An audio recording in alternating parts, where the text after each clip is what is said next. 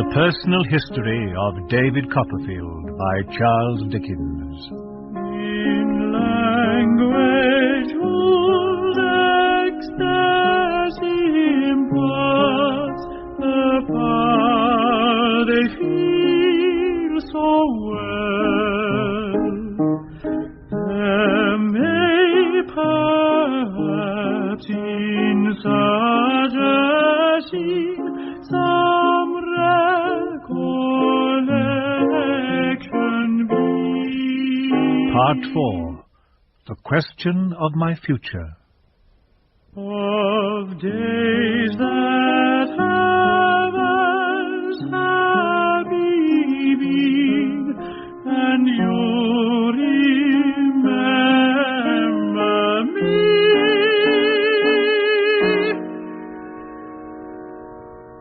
And you remember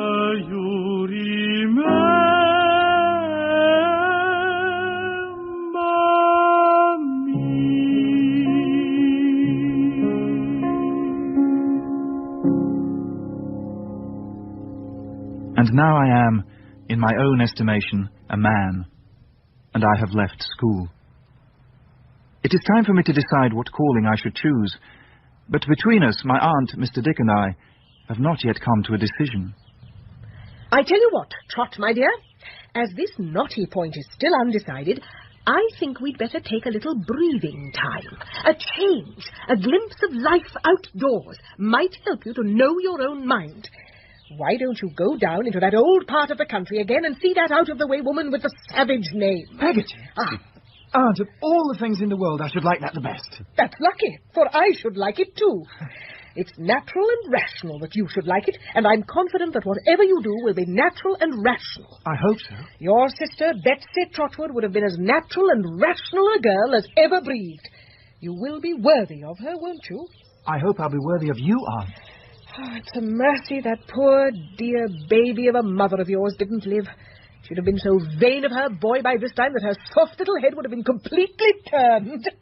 Bless me, Mr. Dick, how he reminds me of her. Oh, does he indeed? And he's very like David, too. He's very like David. But what I want you to be, Trotwood, is firm. I want you to be a firm, fine fellow with a will of your own, with character and determination. I hope I can be that, Aunt. In order that you can begin in a small way to be self-reliant, I'm going to send you on your trip alone. Oh. I thought once of Mr. Dick's going with you, but on second thoughts, I shall keep him to take care of me. Besides, there's the memorial. Oh, certainly. I intend to get that done immediately. It really must be done immediately. And then it'll go in, you know. And then there'll be a pretty kettle of fish. My aunt recommended that I stay a few days in London on my way down to Suffolk. But otherwise, I was at liberty to do what I would for 3 weeks or a month, provided that I wrote to her and faithfully reported my progress. She fitted me out with a handsome purse of money and a portmanteau, and tenderly kissed me goodbye a great many times. My first call was in Canterbury, to say goodbye to Agnes and her father. My sweet sister, as I called her in my thoughts, was a young woman now. I'm very glad to see you, Trotwood. The house hasn't been itself since you left. I'm not myself when I'm away. When I miss you, I miss my right hand. Everyone who knows you is guided by you, Agnes. No. Yes. It's because you're like no one else. You're so good and so sweet-tempered. I'll always confide in you, whether I've fallen into trouble or fallen in love in earnest. You've always been in earnest. That was when I was a schoolboy. Times are changing. I suppose I'll be terribly in earnest one day. I wonder you're not in earnest yourself by this time. I'm not in earnest, Trot. I know. If you were, you'd have told me. But no one I know deserves to love you, Agnes. Someone more worthy altogether must appear before I give my consent. Oh, Trot. There's something I want to ask you. There's no one else I can ask, but have you seen any alteration in Papa? Well... Tell me what it is. Can I be plain, Agnes? Liking him so much? Yes. I think he does himself no good by... Yes? By the habit that has increased since I first came here. He's often very nervous. At least I fancy so. It is not fancy. His hand trembles. His speech isn't plain. And his eyes look wild. I've noticed... Go on. I've noticed that when he's least like himself, he's most certain to be wanted on business. By Uriah. Yes. Yes. Then the sense that he was unfit for it, or hasn't understood it, or simply that he's shown his condition makes him so uneasy that the next day he's worse. And the next day worse again. Oh. Agnes, don't be distressed, but the other evening, I saw him crying like a child. Hush.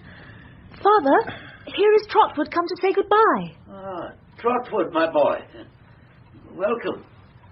To say goodbye? Well, I'm sorry for it. But it is right that you should leave us. You're a schoolboy no longer. Now, will you come with us to Dr. Strong's? We're invited to take tea there. I know he'll welcome you. I shan't see many new faces in Trotwood's stead, Wickfield. I'm getting lazy. I'll relinquish all my young people in 6 months and lead a quieter life. You've been saying that for the last 10 years. But now I mean to do it. Then I'll have nothing to think of but compiling my dictionary and looking after Annie. 2 congenial tasks. Tell me, have you any recent news of Mr. Jack Maldon? Oh, yes. Indeed, a post has just come from India. Poor dear Jack.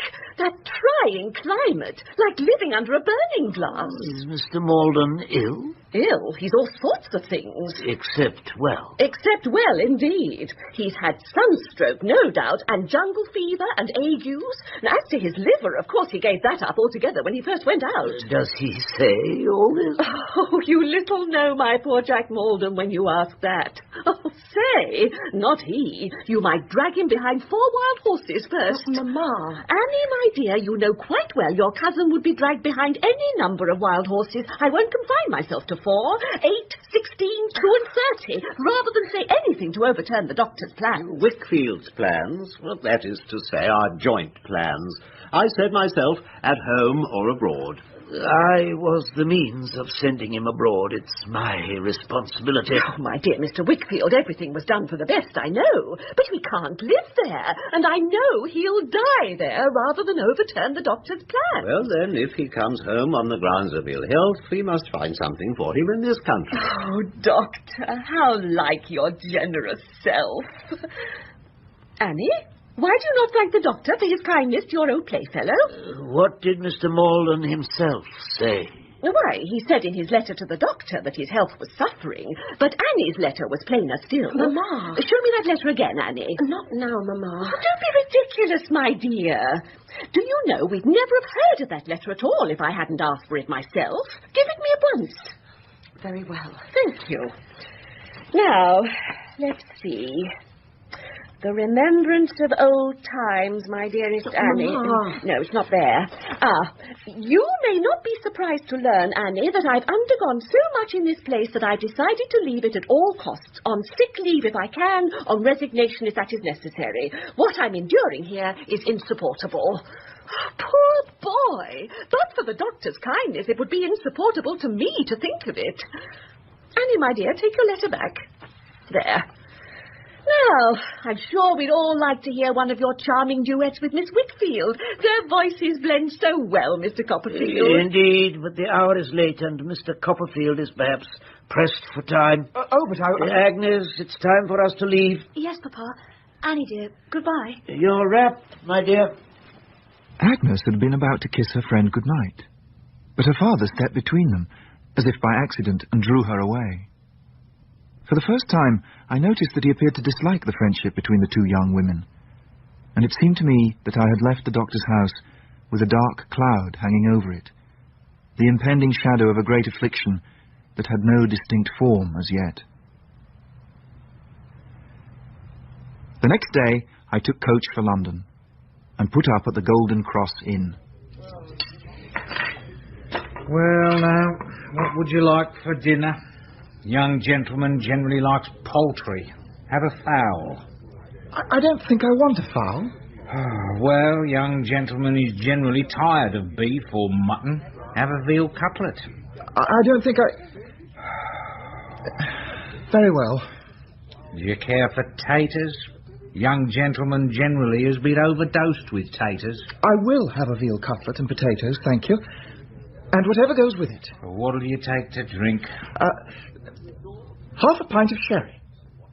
This bold request may have been unwise, for while reading my newspaper, I spied the waiter busily pouring a number of small decanters into one, like a chemist making up a prescription.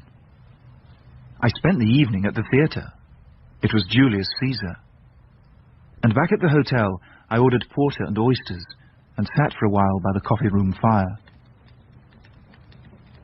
Someone else had come in, and when I rose to go to bed, I saw him plainly.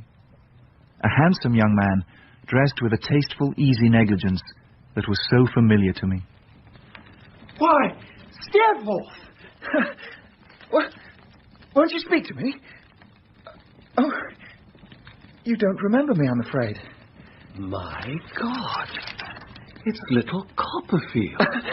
I never was so glad. My dear Steerforth, I'm overjoyed to see you. I'm rejoiced to see you too. Why, Copperfield? Don't be so overpowered. How did you come to be here? I came by the Canterbury coach today. I've been adopted by an aunt down in that part of the country, and I've just finished my education there. How do you come to be here? Well, I'm what they call an Oxford man. That's to say I get bored to death there periodically. And now I'm on my way to my mother's. You're a devilish, amiable-looking fellow, Copperfield. Just what you used to be now I look at you. I knew you at once. But you're more easily remembered. You're not altered in the least. Yes, I'm on an expedition of duty. My mother lives a little way out of town, so I stayed here tonight instead of going on. I've only been in town half a dozen hours, and those I've spent dozing at the play. I've been at the play, too. Covent Garden. What a magnificent entertainment, Steerforth. My dear young Davy, you're a very daisy. The daisies of the field at sunrise are no fresher than you are. I was at Covent Garden, too, and there never was a more miserable business. Hello, you, sir. Yes, sir. Where have you put my friend Copperfield? Sir, Mr. Copperfield is at present in 44. What the devil do you mean by putting Mr. Copperfield into a little loft over the stable? Why, you see, we wasn't aware, sir, as Mr. Copperfield was anyways particular. We could give Mr. Copperfield 72, if that would be preferred, next you, sir. Of course it would be preferred. Do it at once. Yes, sir. Good. You'll find 72 a great improvement. Why don't you breakfast with me tomorrow morning? 10 o'clock? Thank you, Steerforth. I should like that very much.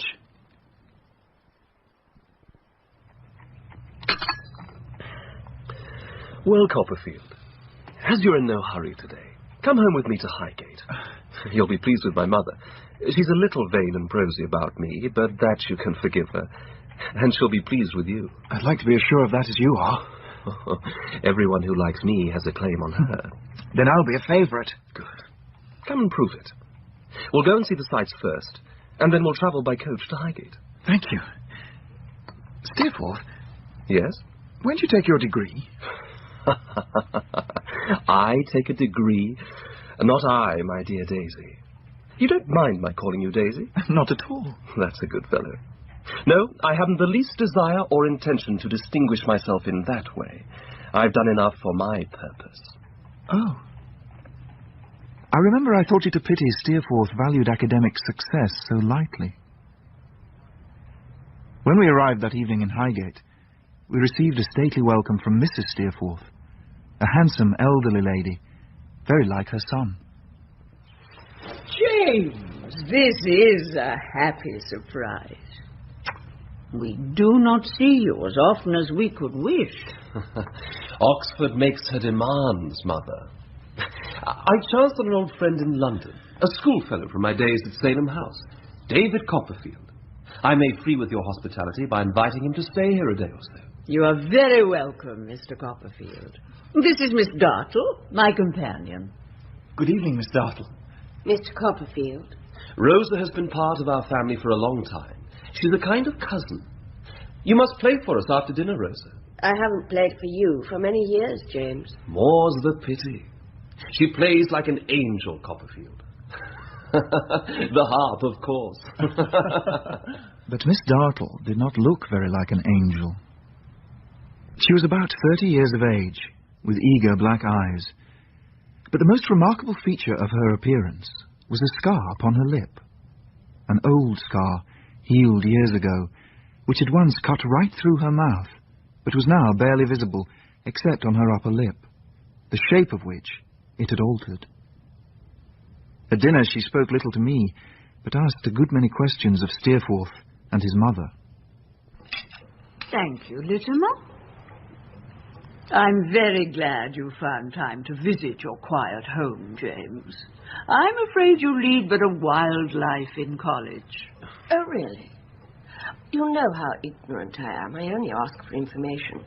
But isn't it always so? I thought that kind of life was understood to be. Eh? It is education for a very grave profession, Rosa. Yes, that's very true. But isn't it, though? I want to be put right if I'm wrong. Isn't it, really? Really what? Oh, you mean it's not? Well, I'm very glad to hear it. That's the advantage of asking.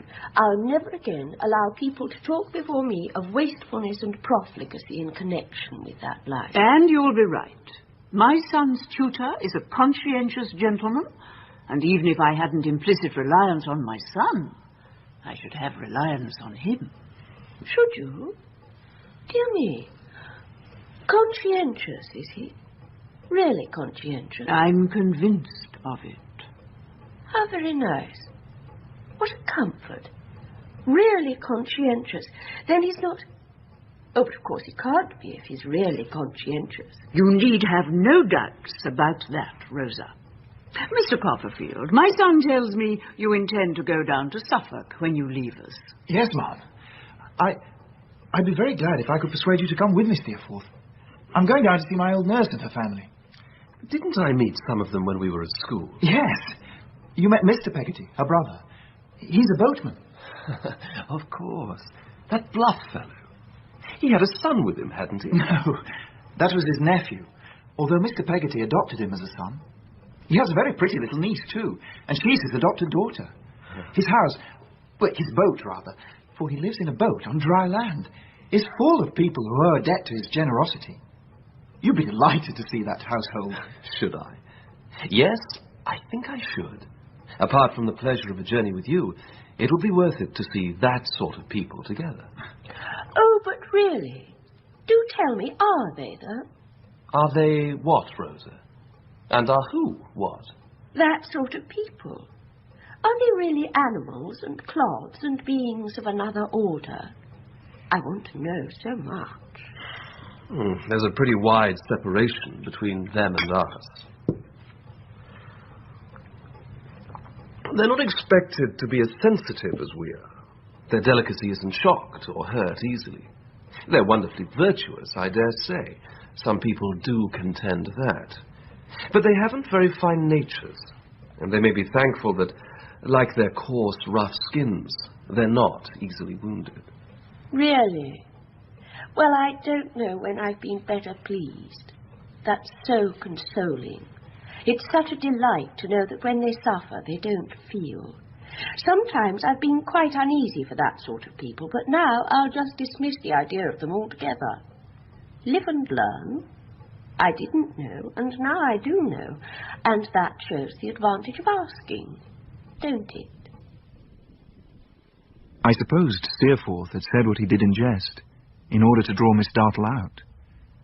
When the ladies retired to the drawing-room, and we two were sitting before the fire, I half expected him to say so. But I was disappointed. Cigar, Daisy? No, thank you, Steerforth. What?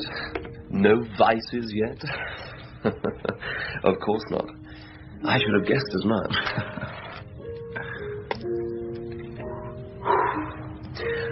So, now you've met my family. What did you think of Rosa Dartle? She's very clever, isn't she? And she does play like an angel. Clever? But an angel? No. She brings everything to a grindstone and sharpens it. She's worn herself away by constant sharpening. She's all edge. That's a remarkable scar on her lip. Why, the fact is, I did that. An accident? No. I was a young boy, and she exasperated me, and I threw a hammer at her. Oh. A promising young angel I must have been. I'm sorry. She's borne the mark ever since, and she'll bear it to her grave. If she ever rests in one. I can't believe she'll ever rest anywhere. She's an orphan, daughter of my father's cousin. She has a couple of thousand a year of her own. That's her history for you. And I've no doubt she loves you like a brother. Some brothers aren't loved overmuch. Help yourself to port, Copperfield. Before we join the ladies, we'll drink to the daisies of the field in compliment to you, and to the lilies of the valley that toil not, neither do they spin, in compliment to me. The more shame to me.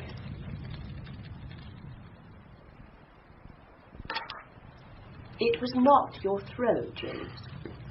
Rosa, I've caught you out. You've not been paying... My son tells me that it was at Mr. Creakle's school that you first got acquainted, Mr. Copperfield. He was very generous and noble to me in those days, Ma'am. And I stood in need of such a friend. He is always generous and noble. Indeed he is. It was not a fit school, generally, for my son, but there were particular circumstances. My son's high spirit made it desirable he should be placed with some man who felt its superiority and would be content to bow before it. We find such a man there. James was the monarch of the place, and he determined to be worthy of his station. It was like him. Yes, it was like him. So my son took of his own will to the course in which he can always, when he pleases, outstrip every competitor. My son tells me, Mr. Copperfield, that you were devoted to him, and that when you met yesterday you wept tears of joy. Yes, I did. I should be affected if I pretended to be surprised that James should inspire such emotion. But I can't be indifferent to anyone who appreciates his merit so much. I'm very glad to see you here. I can assure you he feels great friendship for you. You can rely on his protection. Very well, Rosa. I accept your surrender. Daisy, I think I will come down to the country with you. In about a week, perhaps? You can stay here a week? Please do, Mr. Copperfield. Thank you very much. Of course I should like to do that. Mr. Copperfield, James calls you Daisy. Is it a nickname? Why does he give it to you? Is it... I'm so stupid in these things. Is it because he thinks you young and innocent? I believe it is. Oh, I'm glad to know that. I asked for information, and I'm glad to know it. He thinks you young and innocent, and so you are his friend. Well, that's quite delightful. When I went to my room that night, I saw there was a portrait of Miss Dartle looking at me from above the chimney-piece. To get rid of her, I undressed quickly, put out the light, and went to bed. But I couldn't forget she was still there, looking at me. Steerforth had a manservant called Littimer. He was taciturn, soft-footed and quiet, but above all, he was respectable. He was in my room every morning before I was up, to bring me the shaving water I was ashamed of not yet needing, and to put out my clothes. He made me feel deplorably young.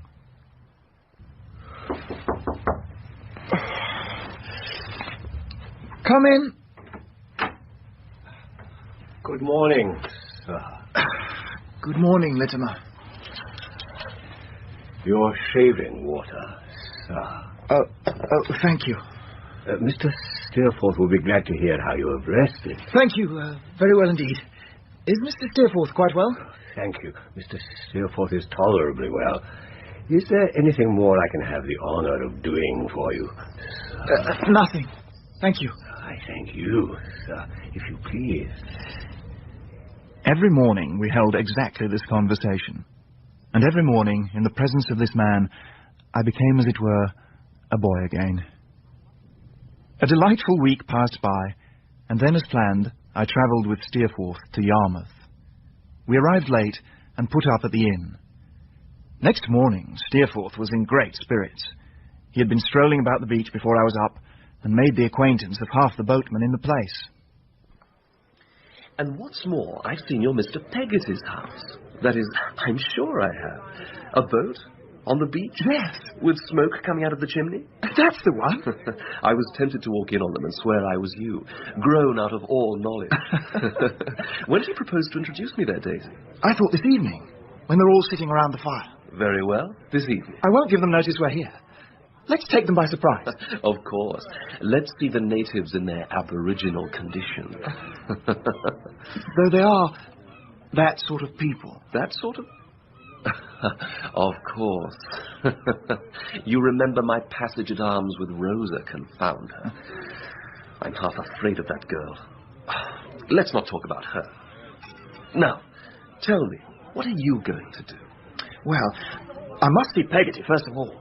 Suppose I deliver you up to be cried over for a couple of hours. Is that long enough? Yes. But you must come too. I've talked so much about you. She'll want to meet you. I'll come anywhere you like. Let's meet in 2 hours' time. I'd like to look at the town first.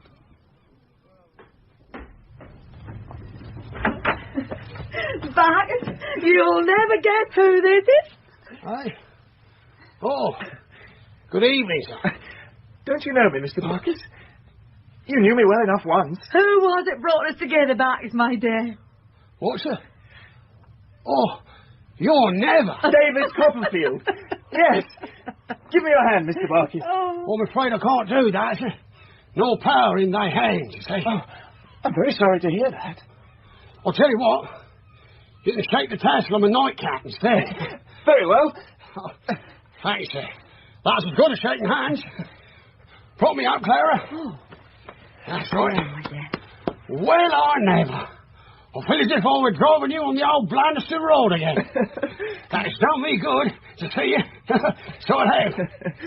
Oh, what name was it as I wrote up on the card, sir? Oh, Mr. Barkis, we had some grave talks about that, didn't we? Always willing.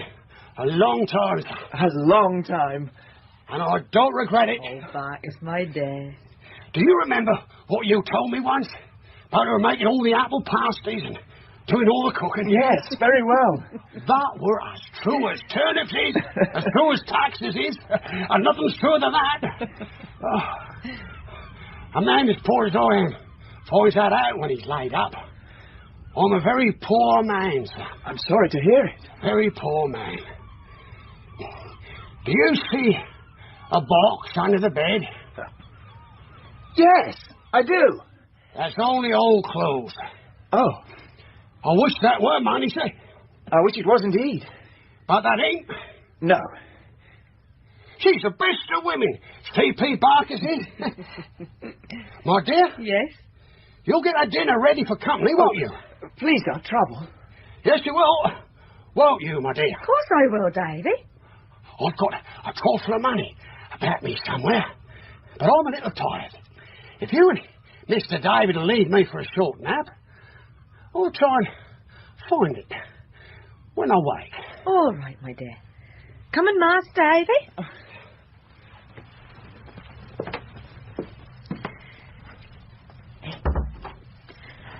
That's his way, Davy. He's got a little nearer than he used to be, and he won't let anybody see where he keeps his money. It hurt him so to get that, but he will do it. Where is the money, then? In that there box under the bed. Oh, who's that now at the door? I think it may be my friend, Mr. Steerforth. Not him as was at school with you. The very same. I happened to meet him in London. Oh, well, you'd better let him in, Davy. It is him. Well, Daisy? Steerforth. This is my old nurse. Good evening, Peggotty. I beg your pardon. I should say Mrs. Barkis. You say whatever you like, sir. Come you in. Come you in.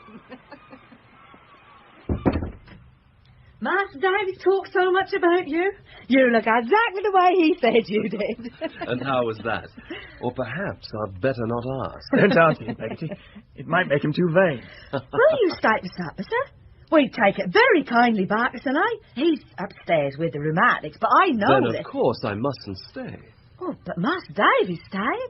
That'd please us both, sir. She means it, Steerforth. Well, in that case... Thank you, sir. Your old room's ready for you, Master Davy. Oh, but I told you once. If you went to China and came back, you'd always know as it was ready. But Peggotty, I've come here with Mr. Steerforth and... You must stay here. Of course you must. I'll sleep at the inn. It seems unfriendly to bring you so far and then separate. Daisy, where do you really belong? Well, Of course you must stay. And very soon, Steerforth had worked his usual magic, brightening and refreshing the house and the sick room like light and air. By the time we left the house, I do believe Peggotty had a kind of adoration for him. When we had said goodbye to her and set out for the beach, the wind was blowing and the sea was high. This is a wild kind of place, isn't it? Dismal enough. The sea roars as if it were hungry for us. Is that the boat ahead? That light? Yes. Yes, it is. Odd. I came straight to it. By instinct, I suppose. I can hear them. Stay close to the window, Steerforth. We'll surprise them. Yes, Uncle. This here's to be my little boy. Emily, is this true? That is true, Uncle. If you please. If I please, as if I could be anything else. Oh, well, I'm steadier now, and I thought better of it. And I'll be as good a little wife as I can to him, for he's a dear, good fellow. No, heaven bless. Bless you, but... Master Davy! That's Master Davy! Oh, cheers! So cheers! Emily, look, it's Master Davy! Bless me, sir, aren't you Mr. Steerforth? The very same. Oh, well, welcome to you both. Welcome. Is this little Emily? Well, Davy, I'm pleased indeed to see you. That you two, gentlemen? Gentlemen growed should come to this here room tonight of all nights is such a thing as never happened before. Emily, my darling, that's Master Davy's friend. That is the gentleman as you heard on. He comes to see you on the brightest night of your uncle's life. Oh, Uncle, please, hush, hush now. Oh, she's afeard. She know what I'm going to tell. Look after Mrs. Gummidge for a minute. Yes, Colonel. Come you along, Emily. Come you along. Oh, well, if this ain't the brightest night of my life, I'm a shellfish. Boiled too, and more I can't say. This little Emily of ours, well, she ain't my child, sir. I never had one, but I couldn't love her more. You understand? I quite understand. Well, I know as you do, sir. Thank you. Master Davy, remember what she was. Indeed, I can. You may judge for your own self what she is, but neither of you can't know what she has been and will be to my loving heart. Perhaps I can guess at it a little, Mr. Peggotty. Oh, indeed, sir. Now, you sees my nephew Am, as you met, sir, years ago. I remember. Now what do this here blessed tarpaulin go and do, but he loses that there heart of his to our little Emily. As any man would. Well, I counselled him to speak to her, but he's too bashful, big as he is, so I speaks for him. What? Him? Says Emily. Him that I've knowed all my life and liked so much? Oh, Uncle, I can never have him. So I tells him that, much as I'd like it to be, it warn't to be, and it warn't, till all of a sudden tonight they creep in together, hand in hand, and Am cries out to me joyful that little Emily has said yes. Ham, you are a fortunate man. I knows that, Master Davy. Congratulations, Ham. Thanks, sir. I see her grow up, Jan. Like a flower. I lie down my life for her. There ain't a gentleman in all the land, nor yet sailing on the sea, that can love his lady more than I love her. Mr. Peggotty, you're a thoroughly good fellow and deserve to be as happy as you are tonight. Ham, I give you joy, my boy. And I have a bottle of Hollands here. We can drink your health. Daisy, stir the fire and make it a brisk one. And Mr. Peggotty, unless you can induce your gentle niece to come back, I shall go. I wouldn't make such a gap at your fireside for all the wealth of the Indies. Mother, come you back in here with that lamb. Come along, Emily. You stay here, Emily. Stay here, my pretty. Hey, Master David's bought his friend to meet us all. Him as you heard so much on. Good evening, sir. Good evening, Miss Emily. I know I'm a stranger, but will you let me wish you happiness? I've heard so much of you from David, I feel I know you well. I met your uncle and Ham years ago, you know, while I was still at school. Oh, I know. They often speak of you. I see now all David said was true, and I drink your health tonight. Oh, thank you, sir. And I wish you joy. Steerforth brought Emily and all of us into a charmed circle, and it became the happiest of evenings. He told us a merry adventure with so much gaiety that Emily laughed until the boat rang with a musical sound. Bless us, sir. I'm sure that could never be. I swear it, Emily. It's as true as I'm here beside you. Oh, that's a tale now. Come, Mr. Peggotty. I'll warrant you know a good shanty. Oh, aye, stormy winds do blow. Well now.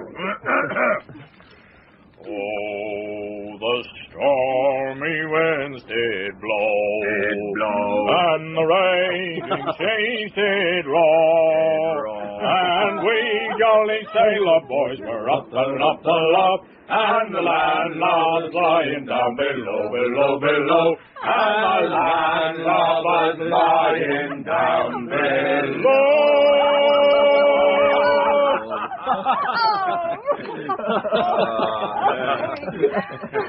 And now, young lady, what will you sing? Oh, bless you, sir. She won't for the life of her. Do you know Early One Morning? Oh. It's a pretty air. That I do, sir. Come on, my dear.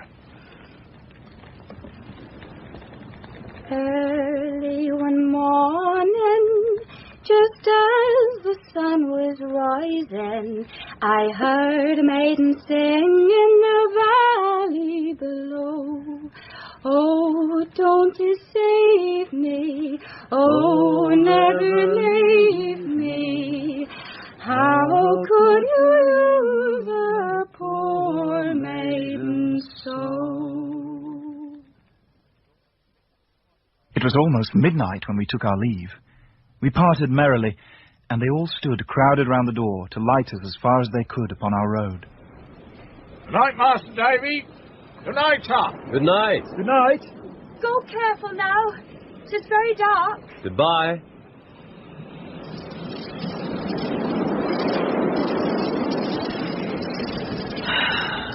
A most engaging little beauty. Well, it's a quaint place, and they're quaint company.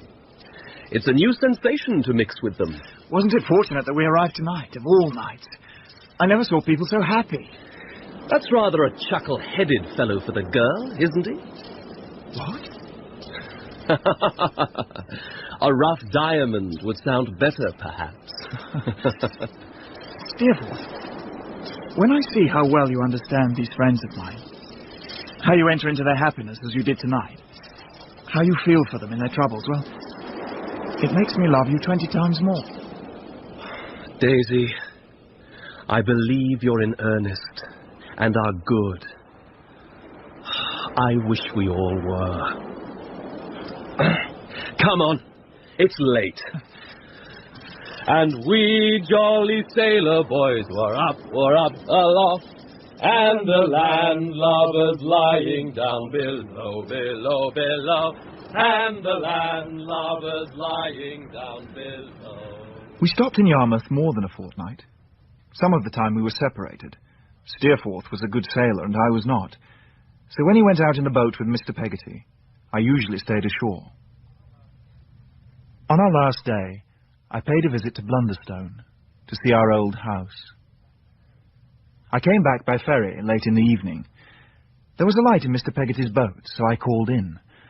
I was surprised to find Steerforth there alone, sitting by the fire. Steerforth? What? Daisy, you come upon me like a reproachful ghost. Have I called you down from the start? No. I was looking at the pictures in the fire. Don't disturb them. You're spoiling them for me. But you wouldn't have seen them. I detest this mongrel time, neither day nor night.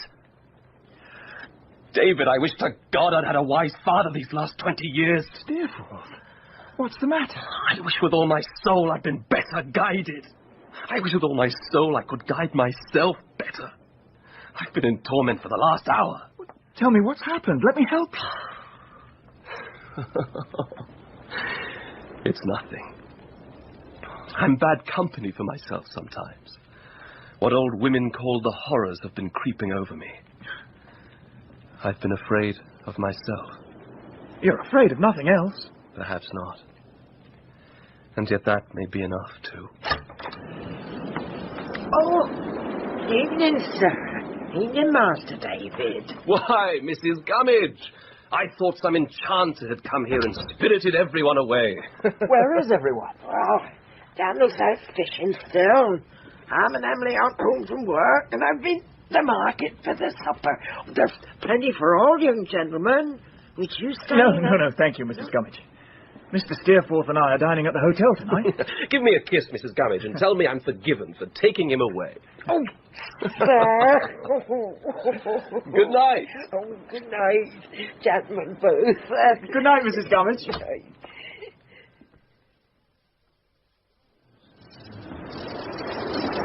So, we abandon this buccaneer life tomorrow, do we? Yes. Our place is on the coach you're taking. Aye. There's no help for it, I suppose. You know, I've bought a boat down here. What? You are an extraordinary fellow. Why, you may never come near Yarmouth again. I don't know about that. I've taken a fancy to the place. I've bought a clipper, and Mr. Peggotty will be master of it in my absence. Ah, now I understand. You've really done it for him. How generous you are. Oh, nonsense. The least said, the better. She must be newly rigged, so I'll leave Littimer behind to see to it. Did I tell you he'd come down? No. Oh, yes. He's the same as ever. Distant and quiet as the North Pole. He came down with a letter from my mother. He shall see to the boat being renamed. She's the Stormy Petrel now. What does Mr. Peggotty care for Stormy Petrel? I'll have her rechristened. By what name? The Little Emily, I think. Look, isn't that our own little Emily? And her true knight with her as always. They haven't seen us. Emily? No, let them be. What is that following them? It's a woman. I don't know her. It's an ill-omened black shadow, whatever it may be. A poor lost soul by the look of her. Perhaps she means to beg from them. Perhaps. A beggar would be no novelty. But it's a strange thing the beggar should take that form tonight. Why? Because I was thinking of something like it when it appeared. It's gone now. And all ill go with it. And now, for dinner. Before you go back to the care of your nurse.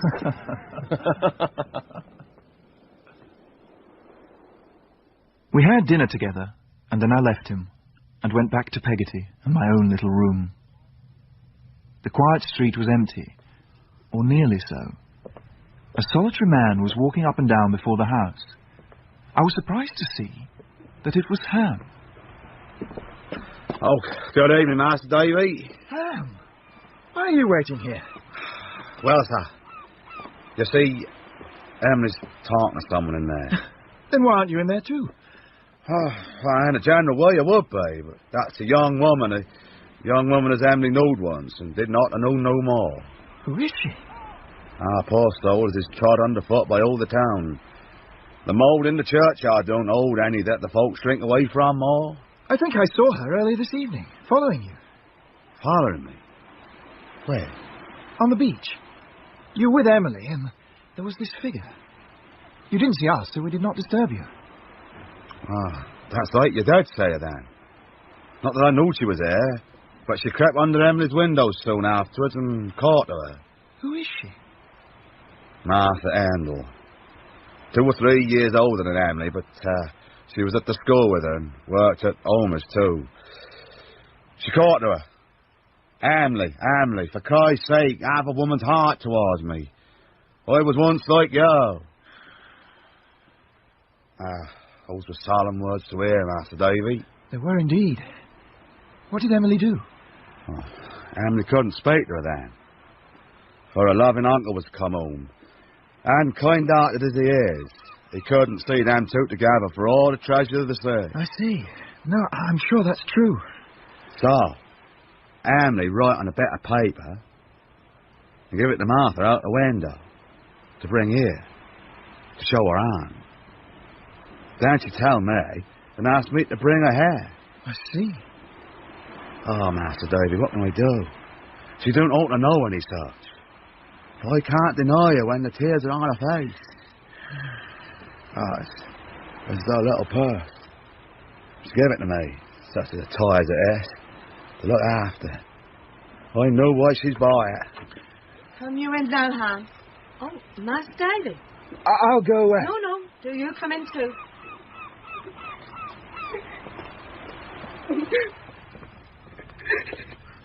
Well, Emily?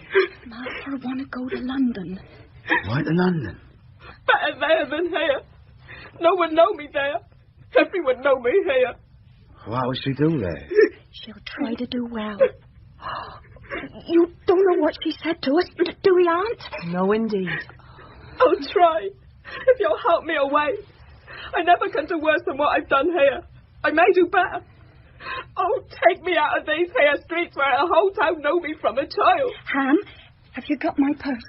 That is my lovely. But this is your money. That's all yourn, Emily. I haven't naught in all the world that aren't yourn, my dear. There ain't a no delight to me. It's that for you. Martha, is this enough? Oh, more than enough. More than enough. God bless you. God bless you.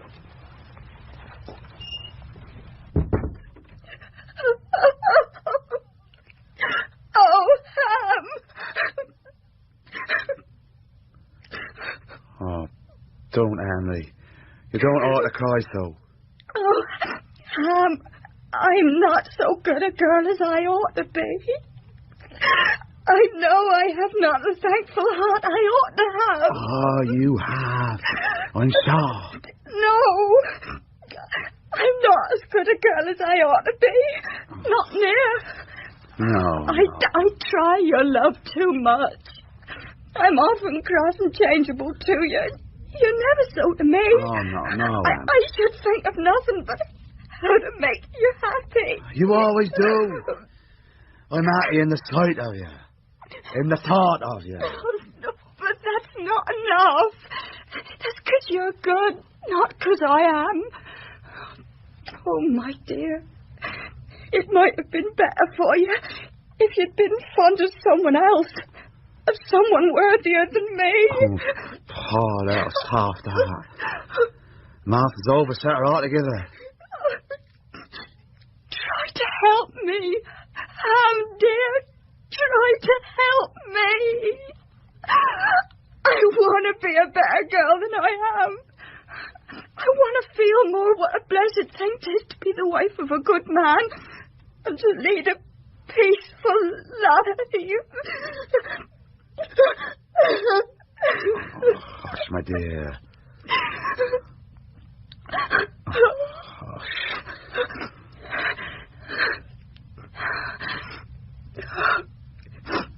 No. Oh, Ham.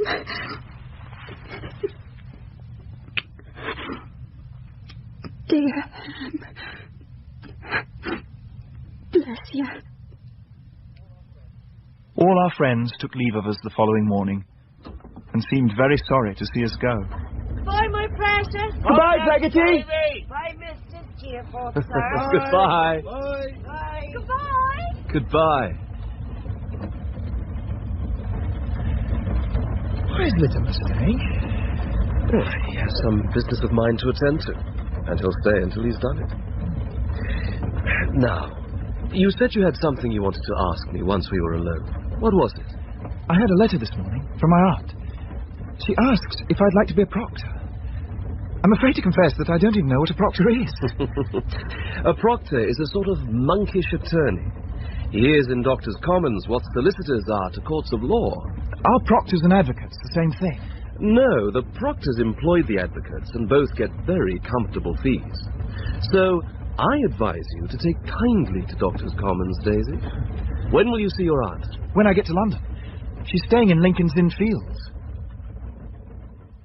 Trotwood. My dear Trotwood. I'm sure if your poor mother had been alive, the silly little creature would have shed tears. Dear Aunt Betsy, I've missed you. Oh. What have you done with Mr. Dick? Is he in London too? No, I've left him behind, and I'm sorry for it. Why? Because I'm convinced Mr. Dick's character is not a character to keep the donkeys off. I brought Janet up with me and left him behind, and I should have done it the other way round. This afternoon at 4 o'clock, a cold feeling came over me from head to foot.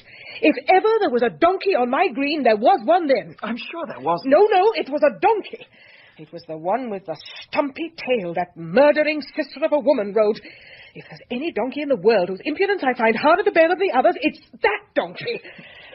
But it's too late to worry. Trot, what do you think of the proctor plan? I like it, Aunt. I like it very much. That's cheering. There's only one difficulty. What is it? How much will it cost? Oh, to article you? Just £1,000. That's a large sum of money. Oh. You've spent a lot on my education, and you've always been very generous. Surely there are some ways I can begin in life with less outlay. Are you certain you can afford this? Trot, my child, if I have any object in life, it's to provide for your being a good, sensible, happy man. Perhaps I might have been better friends with your poor father, or even with that poor child, your mother, after your sister Betsey Trotwood disappointed me. When you came to me, a little runaway boy, all dusty and wayworn, perhaps I thought so too. From that time till now, you've always been a credit to me and a pride and a pleasure. Aunt Betsy, I wish I deserved that. You do, Trot. You do. I have no other claim on my means. At least No, I have no other claim on my means. And you are my adopted child. Only be a loving child to me in my age, and bear with my whims and fancies, and you will do more for an old woman whose prime of life wasn't so happy as it might have been than that old woman ever did for you. Next day, we set out for the office of Messrs. Spenlow and Jorkins in Doctors' Commons. My aunt was of the general opinion that every man she saw in London was a pickpocket, so she gave me her purse to carry, which had 10 guineas in it and some silver. We were on Ludgate Hill when my aunt suddenly quickened her step and looked frightened. I saw that an ill-dressed man who had stared at us in passing was now following us closely. Trot, my dear Trot, I don't know what to do. Is it that man? It is, isn't it? There's nothing to be afraid of. Go into a shop and I'll get rid of him. No, don't speak to him. I order you. Good heavens. He's only a sturdy beggar. You don't know what he is. You don't know who he is. Don't look at him. Get me a coach and wait for me in St. Paul's churchyard. Quickly now. And my purse, if you please. May I not come with you? No. I must go alone. I must go with him. With him? That fellow? Yes, I must. Get me a coach, Trotwood, please. Coachman! Get in. Coachman, drive anywhere. Drive straight on.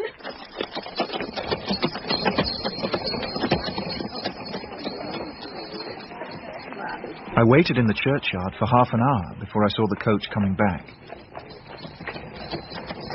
The driver stopped beside me, and I saw my aunt was now alone. Aunt Betsy, are you all right? Yes, get in, Trot.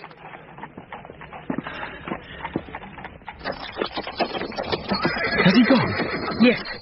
My dear child, I want you to promise me something. Of course.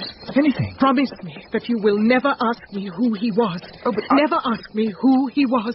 Never refer to it again. But when Aunt Betsy gave me her purse to pay the driver, I saw that only the silver remained. All the guineas were gone.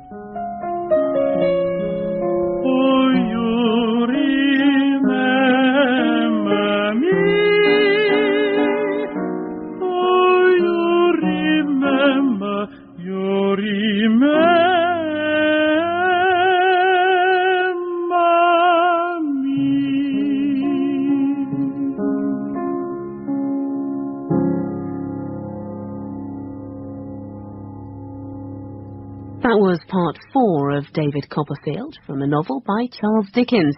It starred Gary Cady, Miriam Margolyes, David Bamber, Maggie McCarthy, Joanna Myers, and David Burke.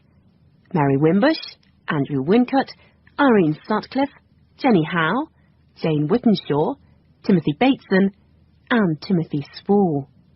With Terence Edmund, Peter Tuddenham, Adjoa Ando, James Green, Alice Arnold, Norman Jones, Anne Windsor, Eric Allen, and Peter Penry Jones. The book was dramatised by Betty Davis, and the producer was Marilyn Imrie.